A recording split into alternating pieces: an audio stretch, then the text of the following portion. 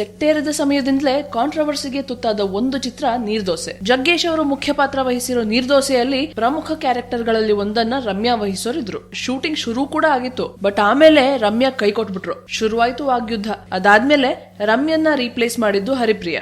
ಸ್ವೆಟರ್ನ ನೀವು ಬೇಕಾದ್ರೆ ಹಾಕೋಬಹುದು, ಇಲ್ಲ ಬೇರೆಯವ್ರ ಕೈಲಿ ಬೇಕಾದ್ರೆ ಹಾಕಿಸ್ಕೋಬಹುದು.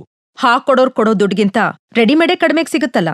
ಆದ್ರೂ ಹಾಕಿಸ್ಕೊಳ್ಳೋದ್ರಲ್ಲಿರೋ ಮಜಾ ರೆಡಿಮೇಡ್ ಅಲ್ಲಿ ಸಿಗೋಲ್ಲ ಬಿಡಿ. ನೀರ್ದೋಸೆಯಲ್ಲಿ ಬೋಲ್ಡ್ ಗೆಟಪ್ ನಲ್ಲಿ ಹರಿಪ್ರಿಯಾ ಕಾಣಿಸ್ಕೊಂಡಿದ್ದು ಬಹಳಷ್ಟು ಜನರ ಕಣ್ಣಿಗೆ ಮುಳ್ಳಾಗಿತ್ತು. ಬಟ್ ಏನೇ ಆಗ್ಲಿ, ಚಿತ್ರ ಮುಂದುವರಿತು ಅನ್ನಿ. ಚಿತ್ರ ಕೊನೆಯ ಹಂತಕ್ಕೆ ಬಂದು ಈಗ ಚಿತ್ರದ ಟ್ರೈಲರ್ ಆಡಿಯೋ ರಿಲೀಸ್ ಮಾಡಿದ್ದಾರೆ. ಹೆಣ್ಣಿಗೆ ಸ್ವಿಚ್ ಹಾಕೋರ್ ಬೇಕು, ಗಂಡಿಗೆ ಬೆಳಕು ಕೂಡ ಬಲ್ಪ್ ಬೇಕು.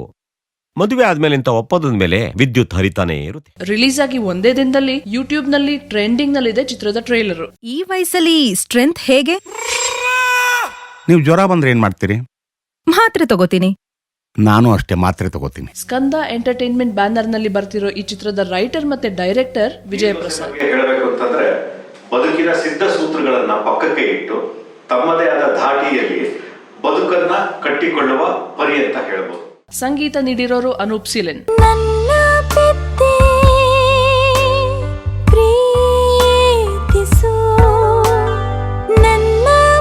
ಮುಖ್ಯ ಪಾತ್ರಗಳಲ್ಲಿ ಜಗ್ಗೇಶ್ ಮತ್ತೆ ಹರಿಪ್ರಿಯಾ ಜೊತೆ ಸುಮನ್ ರಂಗನಾಥನ್ ಮತ್ತು HG ದತ್ತಾತ್ರೇಯ ಅವರು ಕಾಣಿಸ್ತಾರೆ. ನಮಗೆ ಜಡೆ ಇಲ್ಲ ತೊಡೆನ ನೋಡಿದ್ರೆ ಸ್ತಬ್ಧರಾಗ್ಬಿಡ್ತೀವಿ, ಬೇರೆದ್ ನೋಡಿದ್ರೆ ಮೂಕ ಸ್ತಬ್ಧರಾಗ್ಬಿಡ್ತೀವಿ. ಸಖತ್ತಾಗಿ ಮೂಡಿ ಬಂದ ಟ್ರೈಲರು ಆಡಿಯೋಗಳ ನಸುನೋಟ ನಿಮ್ಗೋಸ್ಕರ. ಗಡಿಯಾರದಲ್ಲಿ ಮುಳ್ಳಿದೆ ತಾನೆ?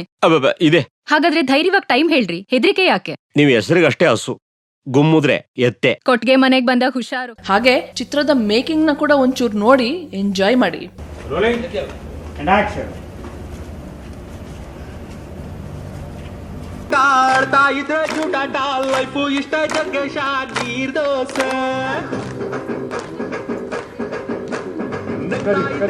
ಹಾಗಾದ್ರೆ ಶಾರದಾ ಮಣಿ ನಿನಗೆ ಪರಿಪೂರ್ಣವಾಗಿ ಒಪ್ಪಿಗೆನಾ? ನಮ್ಗಣ್ಣು ಇಷ್ಟ ಆದ್ಮೇಲೆ ಸಿಪ್ಪೆ ಸುಲಿಯೋದು. ನಿಮ್ಗೆ ಈ ಸ್ಟೋರಿ ಇಷ್ಟ ಆಗಿದ್ರೆ, ಹಾಗೆ ನೀವು ನೀರ್ದೋಸೆ ನೋಡಕ್ ಕಾಯ್ತಾ ಇದ್ರೆ, ಲೈಕ್ ಮಾಡಿ, ಕಮೆಂಟ್ ಮಾಡಿ, ಶೇರ್ ಮಾಡಿ ಮತ್ತೆ ಸ್ಯಾಂಡಲ್ವುಡ್ ಸೆಂಟ್ರಲ್ಗೆ ಸಬ್ಸ್ಕ್ರೈಬ್ ಮಾಡಿ.